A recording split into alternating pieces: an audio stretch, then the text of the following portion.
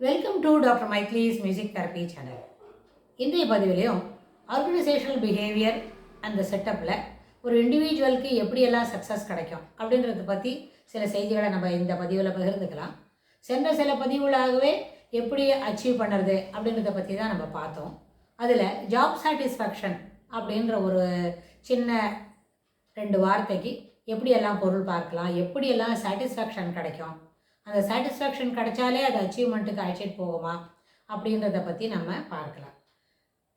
எல்லா இண்டிவிஜுவலுக்குமே தான் ஒரு வேலைக்கு போகணும், அந்த வேலைக்கு போனால் நம்மள நிறைய வருமானம் வரணும், ஊதியம் கிடைக்கணும், வேலைக்கு தகுந்த ஊதியம் கிடைக்கணும், இப்போ நிறைய படிச்சுக்கணும், படிச்சுக்க தகுந்த மாதிரி நம்மளுக்கு ஊதியம் கிடைக்கணும்.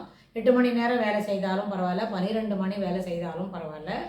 அது என்ஜினியரிங் ஒர்க்கா, ஐடி துறை, அதாவது இன்ஃபர்மேஷன் டெக்னாலஜி ஏரியாவிலையா, இல்லை பிஸ்னஸ் மேனேஜ்மெண்ட்டா, இல்லை ஃபண்ட்ஸ் ட்ரான்ஸ்ஃபர் இருக்கிற மாதிரியா, இல்லை வேறு இன்னும் எதான ஆஃபீஸ் அட்மினிஸ்ட்ரேஷன், ஹெல்த் கேர் இண்டஸ்ட்ரீஸ்லையா அப்படின்னு சொன்னால் எந்த ஆஸ்பெக்டில் நம்மளுக்கு ஒரு வேலை கிடைச்சாலும் அந்த அலுவலகத்துக்கு நம்ம என்ன செய்யணும், அந்த ஆர்கனைசேஷனுக்கு உண்மையாக வேலை செய்யணும். நமக்கு அதில் நிறைய பெனிஃபிட்ஸ் கிடைக்கணும். நம்மளுக்கு இந்த வேலையெல்லாம் செய்கிறதுனால அந்த மேனேஜ்மெண்ட்டுக்கும் நம்மளால் சில பயன்கள் கிடைக்கணும் அப்படின்னு தான். It is mutual, both the ways it will be accepted. எப்படி நம்மளுக்கும் அதில் பலன் அளிக்கணும், மாதம் இருந்தால் நம்மளுக்கு சம்பளம் வரணும், அதே மாதிரி நம்ம நல்ல வேலை செய்கிறதுனால அந்த மேனேஜ்மெண்ட்டுக்கும் நல்ல பயன் கிடைக்கணும். இவனுக்கு கொடுக்குற சேலரி ஒன்றும் சரியில்லை, it is good only, we are not wasting it அப்படின்னு அவங்க நினைக்காத அளவுக்கு நம்ம வேலை செய்யணும். ஸோ இந்த ஆஸ்பெக்டில் பார்க்கும்பொழுது அதில் 2 பேருக்கும் ஜாப் சாட்டிஸ்ஃபேக்ஷன் வரணும், எம்ப்ளாயீஸ் கன்வீனியன்ஸ் அதை மேனேஜ்மெண்ட் பார்க்கணும். நம்மளுக்கு எம்ப்ளாயீஸ்க்கு ஜாப் சாட்டிஸ்ஃபேக்ஷன் இருந்தாலே அவங்களுக்கு நிறைய சாட்டிஸ்ஃபேக்ஷன் வரும், that is sense of fulfilment இருக்கும். ஃபுல்ஃபில்மெண்ட் இருந்தாலே ஒர்க் எஃபிஷியன்சி என்ஹான்ஸ் ஆகும். ஒர்க் எஃபிஷியன்சி என்ஹான்ஸ் ஆனாலே நம்மளோட பர்ஃபார்மன்ஸை நல்ல பெரிய நம்பரில் ரேட் பண்ண முடியும். ஸோ இந்த பர்ஃபார்மன்ஸ் ரேட்டிங்க்கும் ஜாப் சாட்டிஸ்ஃபேக்ஷனுக்கும் நல்ல கனெக்ஷன் உண்டு. எப்போவுமே எங்கேயும் அது ஹவுஸ் ஹோல்டு கோரில் கூட உண்டு.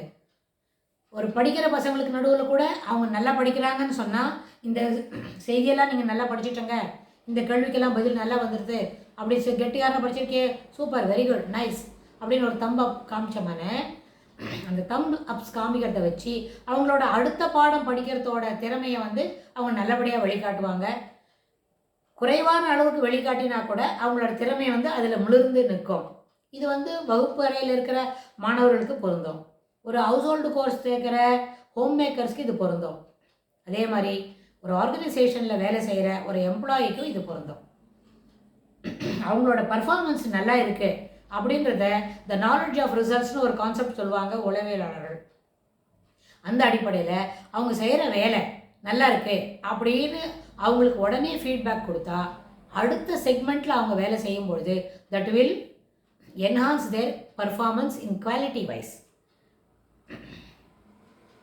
இது ரொம்ப அளவில் அவங்க நம்மளோட மேனேஜ்மெண்ட்டுக்கு அது ரொம்ப யூஸ்ஃபுல்லாக இருக்கும். அதே சமயத்தில் எம்ப்ளாயீஸ்க்கும் அவங்களோட பர்ஃபார்மிங் திறன், எபிலிட்டி இருக்கே, அது நல்லபடியாக வரும், வெளிப்படையாக காட்ட முடியும். அவங்களால பரிமணித்து காட்ட முடியும், வெளிப்படையாக காட்ட முடியும். இது பர்ஃபார்மன்ஸை நல்லா காட்டுறது அப்படின்ற இந்த ஸ்டேட்மெண்ட் இருக்கே, அது அவங்களுக்கு எம்ப்ளாயை பொறுத்தன வரைக்கும் சாட்டிஸ்ஃபேக்ஷனுக்கு அழைச்சிட்டு போகும். இது அவங்களோட பிஹேவியரில், தட் இஸ் சோஷியல் இன்ட்ராக்ஷன் இருக்குல்ல, எம்ப்ளாயீஸ் இன்பிட்வீன் எம்ப்ளாயீஸோட இன்ட்ராக்ஷன் இருக்கு, அது நல்லபடியாக clarity wise it will be good. அதாவது எக்ஸ்டர்னல் ஃபேக்டர்ஸ், இன்டர்னல் ஃபேக்டர்ஸ்னு 2-3 பதிவுகளுக்கு முன்னாடி ஒரு செய்தியை பகிர்ந்துக்கிட்டோம். அப்போ அந்த இன்டர்னல் ஃபேக்டர்ஸில் வரும்போது அவங்களோட முறையில் அது பூஸ்ட் பண்ணும்.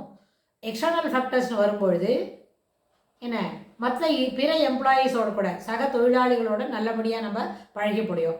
இன்டர்னல் ஃபேக்டர்ஸ் என்ஹான்ஸ் பண்ணுறதுன்றது அவங்களோட பர்ஃபார்மன்ஸ் அதிகப்படுத்தும், அவங்களோட முறையில் பூஸ்ட் பண்ணும். இல்லை, முறையில் பூஸ்ட் பண்ணுறதுனால அவங்க பர்ஃபார்மன்ஸு ரொம்ப சிறப்பாக அமையும்.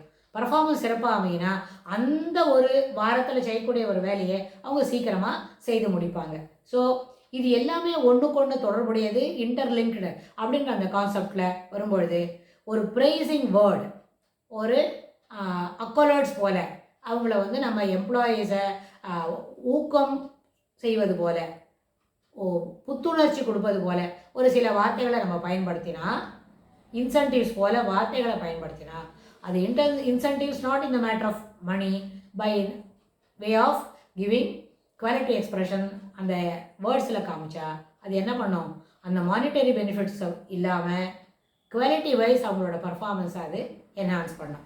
ஸோ அது ஆட்டோமேட்டிக்காக ஒரு மேனேஜ்மெண்ட்டுக்கு ரொம்ப தேவையான ஒரு விஷயமா இருக்கும். அதனால் அந்த சூப்பர்வைசர்ன்றவங்களோ இல்லை அந்த மேனேஜரோ whoever is taking care of the particular wing அப்படின்னா அவங்க அந்த விங்கில் இருக்கிற எம்ப்ளாயீஸ்க்கு ப்ரொடக்ஷனில் ஆரம்பிக்கிறதுல இருக்கிறாங்களா, ப்ரொடக்ஷன் முடிஞ்சு பேக் பண்ணுற சைடில் இருக்கிறாங்களா, வேறு they are giving their performance, அப்போது அவங்களுக்கு quality wise appreciable words will definitely boost the morale of the individual. Thereby it enhances the quality of internal factors, gets enhanced. Thereby our performance அவங்களுக்கு enhance ஆகும். So இது போல் சில விஷயங்களை நம்ம தொடர்ந்து பார்த்துக்கிட்டு வந்தோமானே, அதாவது ஒரு எம்ப்ளாயிக்கும் என்ன எப்படிலாம் கொடுக்கலாம் அப்படின்னு நம்ம பார்த்துக்கிட்டு வந்தால் there are individual differences available in an industrial setup. ஆமாம், ஒரு எம்ப்ளாயும் ஒரே மாதிரி இருக்க மாட்டாங்க. சிலவங்களுக்கு வேறு மாதிரி இருக்கும், சிலவங்களுக்கு வந்து ரொம்ப சமத்தாக இருக்கியா குட் கேர்ள் அப்படின்னு சொன்னாலே ஒரு வகுப்பறையில் ஒரு குழந்தை எப்படி சந்தோஷப்படுறதோ அது மாதிரி இருக்கும். சிலவங்க என்ன குட் கேர்ள் சொன்னால் போகிறோமா, பாக்கி மார்க் வர வேண்டாமா அப்படின்னு கேட்பாங்க. அதுபோல் வெறும் நல்லா பர்ஃபார்ம் பண்ணுறையே சொன்னால் போகிறது, இன்சென்டிவ் கொடுக்க வேண்டாமா, 2 இன்க்ரிமெண்ட் போட்டு தர வேண்டாமா, அப்படின்லாம் சம்பளப்படி ஊதிய உயர்வு அதெல்லாம் கொடுக்கணும் அப்படின்னு கூட சில எம்ப்ளாயிஸ் எதிர்பார்ப்பாங்க. இதெல்லாம் எவ்வளோ தூரத்தில் சாத்தியம், அது எப்படி செய்ய முடியும், செய்தால் என்னெல்லாம் இன்னும் பர்ஃபார்மன்ஸ் என்ஹான்ஸ் ஆகுன்றத வரப்போகிற பகுதிகளில் நம்ம தொடர்ந்து பார்க்கலாம். தேங்க்ஸ் ஃபார் வாட்சிங்.